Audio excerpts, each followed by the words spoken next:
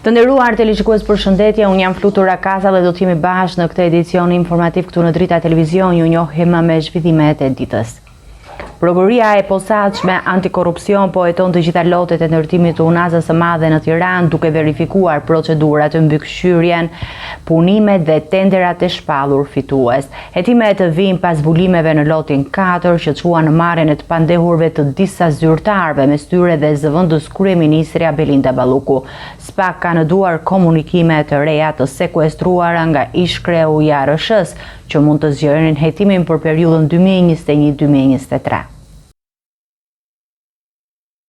Prokuroria e posaçme antikorrupsion ka vendosur në hetim të gjithë projektin e Unazës së Madhe të Tiranës, duke verifikuar një nga një të gjitha 7 lotet e saj. Burimet pranë SPAK bëjnë të ditur se hetimet nuk kufizohen vetëm te loti 4, ku konstatuan shkelje të rëndësishme dhe u morën të pandehur disa zyrtarë të nivelit të lartë, por shtrihen edhe në të 6 lotet e tjera, për të cilat ekzistojnë dyshime se janë manipuluar procedurat e tenderimit dhe shpërcaktuar fituesi. Në fokus të prokurorëve është mënyra si janë zhvilluar procedurat e ndërtimit, si janë monitoruar punimet, si është bërë mbikëqyrja dhe çfarë roli kanë pasur funksionarët publik në proceset e përzgjedhjes së kompanive fituese.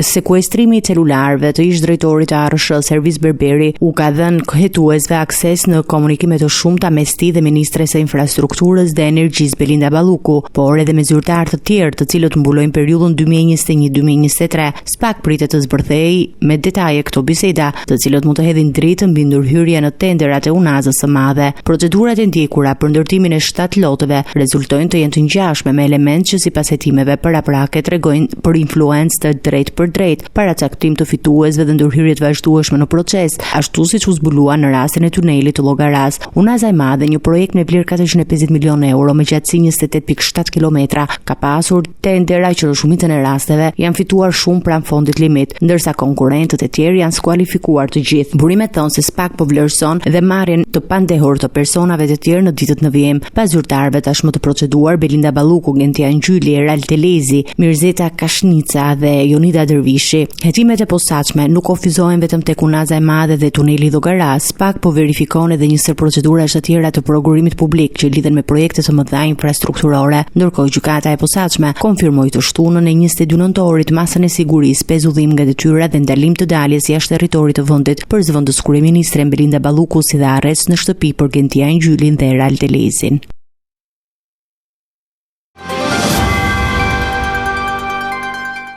Një javë pas nisjes së foltores 2, demokratët janë rikthyer në orën 18 para godinës së kryeministrisë.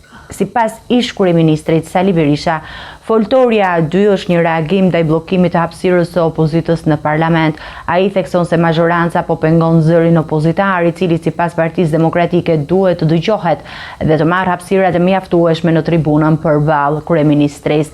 Demokratët kanë paralajmëruar se aktiviteti do të vijojë edhe në ditët në vijim, duke synuar që zëri i tyre të bëhet më i dëgjueshëm për qytetarët dhe për institucionet e vendit.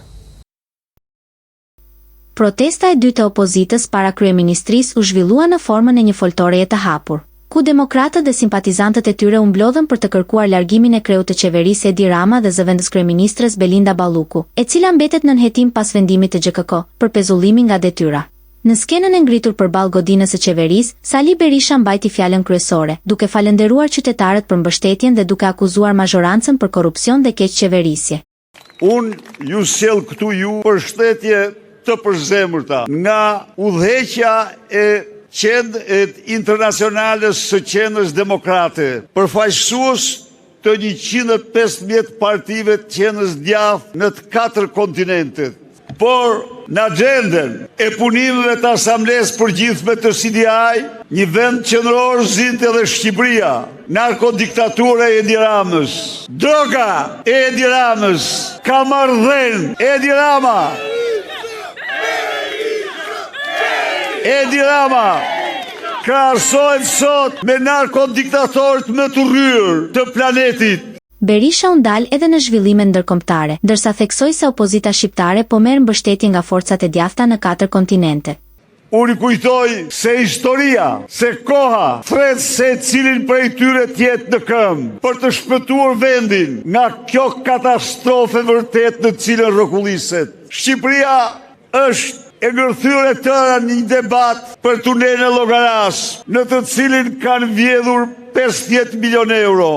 Minimumi e vërtet është 90-97. Por kjo shumë, çdo shqiptar duhet ta di, se është shumë më pak se 100 apo 200 e atyre që kanë vjedhur këta hajdut të paftyrë. Vjedhje tjera janë vetëm një gjë, për secilin prej jush, po dhe çdo shqiptar, kudo që është. I rikujtoj këtu se në 12 vite Edi Rama me Lulzim Ballukun kanë administruar taksat tuaja. 67 miliardë euro. Në 8 vite kemi administruar 28 miliardë euro, sepse ne kishim gjysmën e taksave, besonim dhe besojmë që ne qeveria duhet marrë minimumin nga qytetarët. T'ja u lër atyre të investojnë, se investojnë më me eficiencë. Ai e krahasoi situatën politike në vend me regjime të tjera autokratike, duke akuzuar kryeministrin Edi Rama për deformim të procesit zgjedhor dhe kapje të institucioneve. Tubimi zgjati rreth një orë gjysmë, ku protestuesit shpalosën pankarta dhe mesazhe kundër qeverisë, ndërsa udhëheqësit e opozitës përsëritën thirrjet për largimin e menjëhershëm të kryeministrit. Ministrja për Europën dhe Punët e Jashtme Elisa Spiropali zhvilloi një takim të nivelit të lartë me presidentin kroat Zoran Milanović, ku në fokus ishte procesi i integrimit evropian i Shqipërisë dhe partneriteti strategjik mes dy vendeve.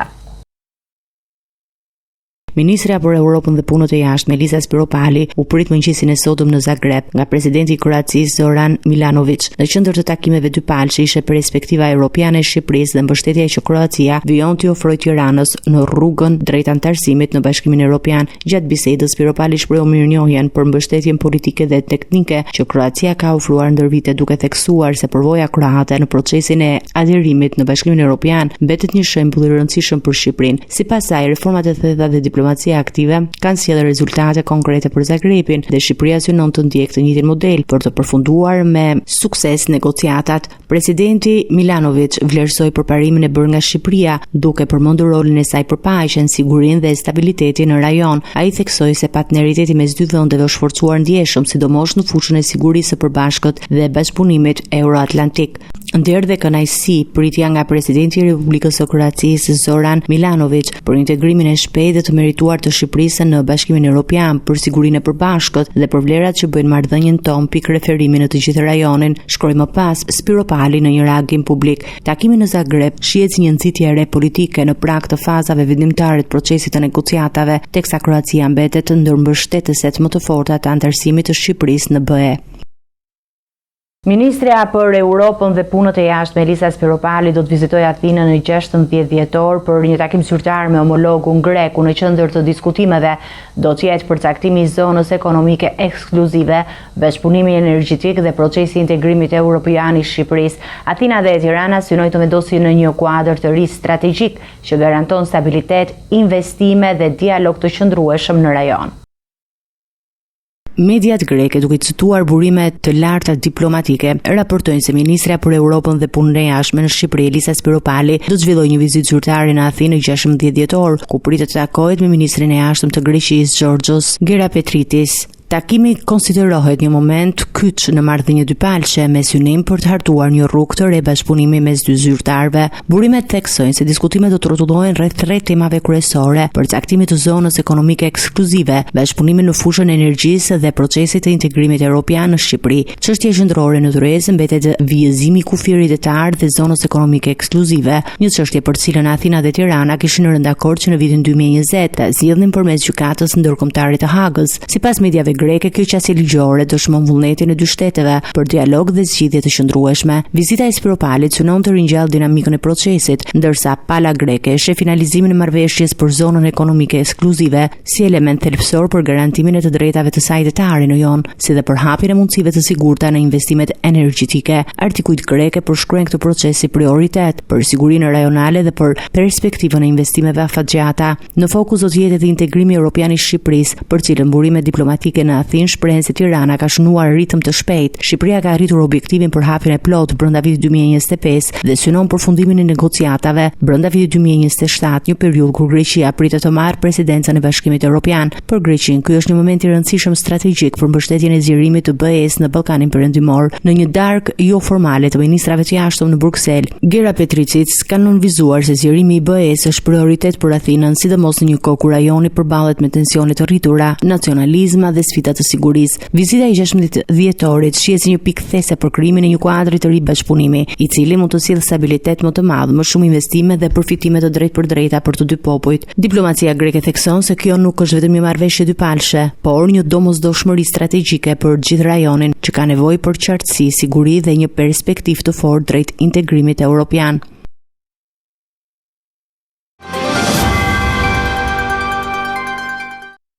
Në Goriçan të Dimalit, situata e përmbytjeve është përkeqësuar sërish pavarësisht se rreshjet kanë pushuar. Niveli i ujit po rritet dhe fermerët dyshojnë se nuk bëhet fjalë për përmbytje nga shiu, por nga faktorë të tjerë. Ndërkohë, dëmet në bujqësi janë të mëdha me 10 hektar sera dhe toka që prej ditësh qëndrojnë në ujë. Një natë më parë, uji i lumit Seman ishte tërhequr nga tokat bujqësore në fshatin Goriçan të Dimalit, por këtë herë situata është përkeqësuar papritur. Edhe pse rreshtet kanë pushuar, niveli i ujit është rritur sërish, duke futur në ujë 100 hektar tokë. Banorët thonë se kanë hapur kanale për të devijuar rrjedhën e ujit dhe për të larguar atë nga parcelat bujqësore, por sot këto përpjekje nuk kanë dhënë rezultat. Ata dyshojnë se përmbytja nuk ka ardhur nga rreshtet, por nga shkaqet e tjera që mund të lidhen me rrjedhën e lumit ose me sistemin e kullimit.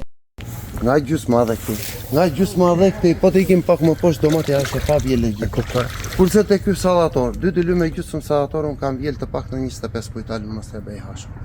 Unë pres gjdo gjë nga kjo serë, nuk kam burim tjetër. Të tokë që pati baba im, ma dha ma. Unë nuk kam equr këtë ujë, se ky ujë që ka ardhur sot dije nuk ishte. Ne i pastruam serë. Pastruam ujrat tam të shpëtojmë serën për të mirë në janar. Si komësi që da i përsi ka ardhur nga zika që kanë hapur ata. Fermerët tregojnë se serat e mbjedha me tranguj dhe domate janë prej 5 ditësh në ujë, prodhimi është dëmtuar rënd dhe rrezikon të kalbet plotësisht për shkak të qëndrimit të gjatë në ujë. Ata deklarojnë se dëmet do garriten në miliona lekë dhe se pa ndihmën e shtetit nuk mund të ringrihen. Që e komplet prodhimi, të që i ka shkuar dëmë, se aty ka rrezët nuk i funksionojnë me çdo gjë i ka gjanë, po të është një 10 tonë që gjanë të qapa që nuk i punon me sistemi rrëjës. Tani që shpesonim nëse kanë qik shmima ato ka 1500 lekë 50 vjekës, tani ato ikën do a fiksoja në me kalime dide ajo bima e rumeta dhe ikimin. Këtë argjina të rrëjë që kanë provën gjithu, po të dojë shtetë nuk e bandej, në fund të lidhin andej edhe të benë formunazhe, edhe se cili pasaj fermer të hekin ujnë vetë ujtë e shiut, po të pak në mërat nga lumi. Majtë në djemë dhe jemi bërë pishmen, ku i shohim ajtë pezmatuar ata, nga duke su nga bje faja neve që i majtë në të silam tipin në migrim. Derisa të përfundojnë vlerësimi zyrtar i dëmeve, banorët flasin për një situatë dramatike. Rreth 40 hektar sera dhe 120 hektar tokë bujqësore janë aktualisht të përmbytura. Fermerët presin ndërhyrjen e autoriteteve dhe kërkojnë mbështetje financiare për të kompensuar humbjet e mëdha. Gazetari investigativ shqiptar Artan Hoxha është ndalur në kufirin e Kakavijës dhe është komunikuar se hyrja në Greqi ndalohet përgjithmonë pasi konsiderohet rrezik për rendin publik dhe sigurinë e brendshme.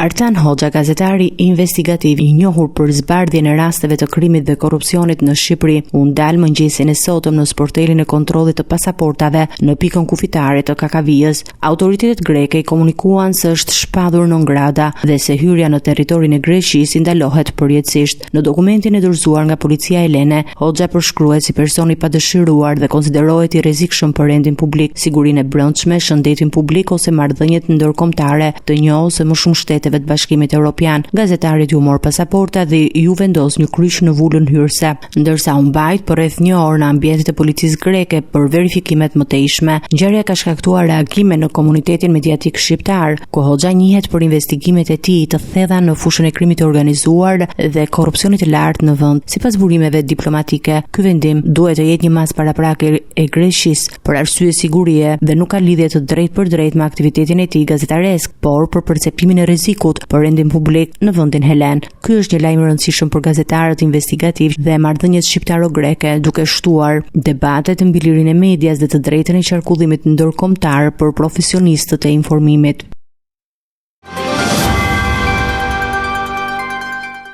Prokuroria e Tiranës ka dërguar për gjykim Florian dhe Shkëlqim Dukajin, të akuzuar për vrasje me paramendim të biznesmenit Eduard Reçi në nëntor 2024. Hetimet kanë zbardhur se krimi u organizua pas një konflikti të gjatë për pronën, ku vëllezërit kishin zaptuar tokën e viktimës.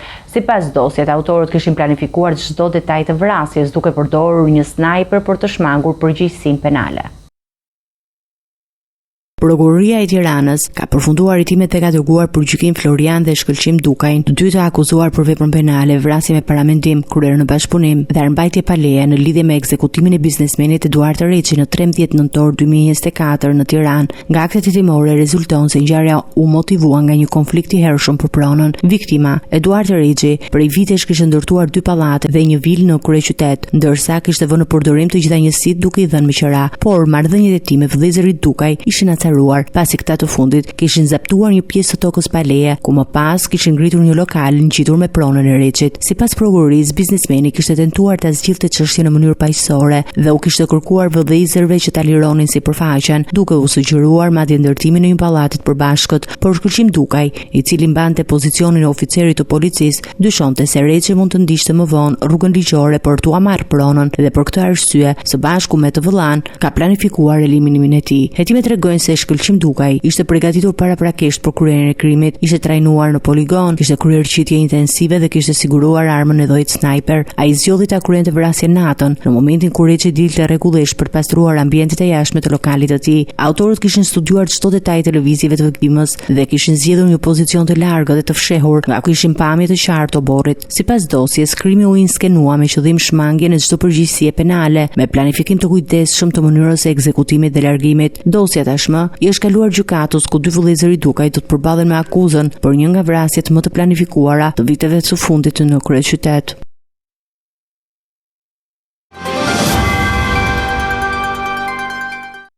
Kamerat e sigurisë kanë fiksuar momentin kur autori i dyshuar për vendosjen e drejtorit në shtëpinë e deputetit Partisë Demokratike Xhemal Mziu lëviz me biçikletë dhe vendos lëndën plase. Hetuesit dyshojnë se ai mund të ketë vepruar për llogari të personave të tjerë.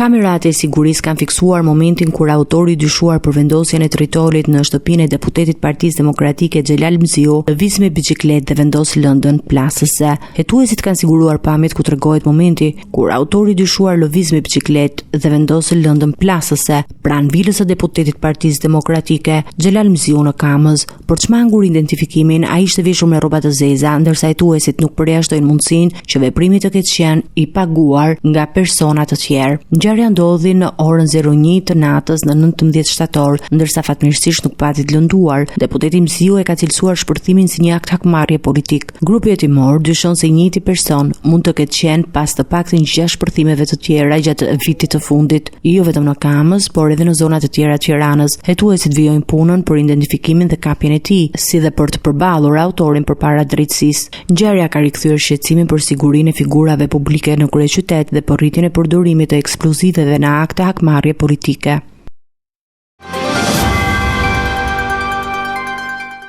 Të nderuar teleshikues, do të vijoj me parashikimin e motit. Territori shqiptar për datën 25 nëntor 2025 do të jetë në ndikimin e masave ajrore të lagështa me mot kryesisht me rreshje shiu dhe vranësira në shumicën e vendit. Paraditja do të sjellë shira të vazhdueshëm në zonat veriore dhe lindore, ndërsa pasditja pritet të sjellë rreshje mesatare dhe intervale kthjellimesh të shkurtra në perëndim dhe jug. Temperatura minimale pritet të zbresë deri në 2 gradë Celsius, ndërsa ajo maksimale të arrijë deri në 17 gradë Celsius në zonat e ulta dhe bregdetare.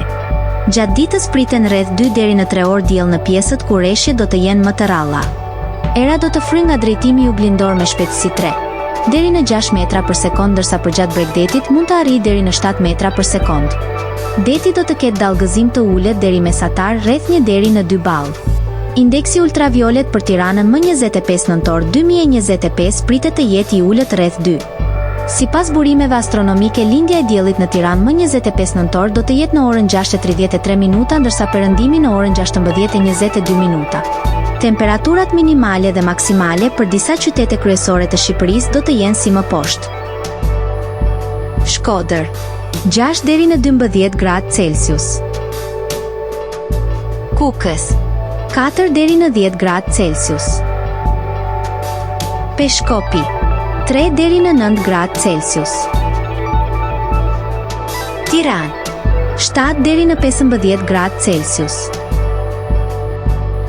Durrës, 9 deri në 16 gradë Celsius.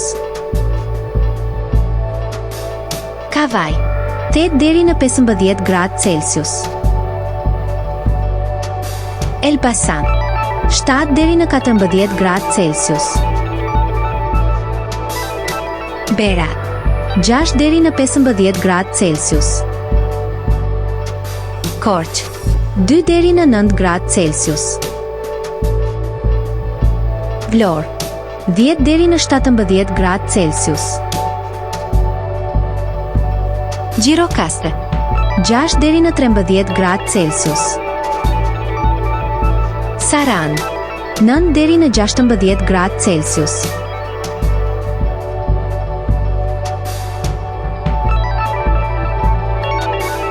Territori i Kosovës për datën 25 nëntor 2025 do të jetë në ndikimin e masave ajrore të paqëndrueshme me vranësira të herpashershme dhe rreshje të lehta lokale. Paraditja do të jetë me mod kryesisht të vrenjtur, ndërsa pasditja sjell intervale të shkurtra me kthjellime. Temperatura minimale pritet të zbresë deri në 0 gradë Celsius, ndërsa ajo maksimale të arrijë deri në 11 gradë Celsius në zonat jugperëndimore. Era do të fryejë lehtë nga drejtimi verilindor me shpejtësi 2 deri në 4 metra për sekond. Indeksi ultraviolet për Prishtinën më 25 nëntor 2025 pritet të jetë i ulët rreth 1. Sipas burimeve astronomike, lindja e diellit në Prishtinë më 25 nëntor do të jetë në orën 6:33, ndërsa perëndimi në orën 16:22. Temperaturat minimale dhe maksimale për disa qytete kryesore të Kosovës do të jenë si më poshtë. Mitrovica, 1 deri në 8 gradë Celsius. Podujev, 0 deri në 8 gradë Celsius. Skënderaj, 0 deri në 9 gradë Celsius. Pej, 1 deri në 8 gradë Celsius. Prishtinë, 0 deri në 9 gradë Celsius. Gjakov, 3 deri në 10 gradë Celsius. Malishev, 2 deri në 9 gradë Celsius. Gjilan, 1 deri në 9 gradë Celsius. Ferizaj, 0 deri në 9 gradë Celsius.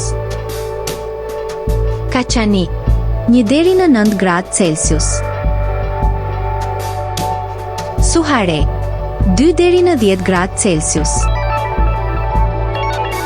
Prizren, 2 deri në 11 gradë Celsius. Ishte gjithçka e përgatitur në këtë edicion informativ. Për më shumë zhvillime dhe informacione të reja, klikoni në faqen tonë zyrtare drita.tv. Mund të na ndiqni edhe në rrjetet sociale, Facebook, Instagram, YouTube, ku jemi me përditësime në çdo kohë. Vazhdoni të qëndroni në shoqërinë e programacionit Drita Televizion. Pas minuta kofshim në edicionin e ardhshëm.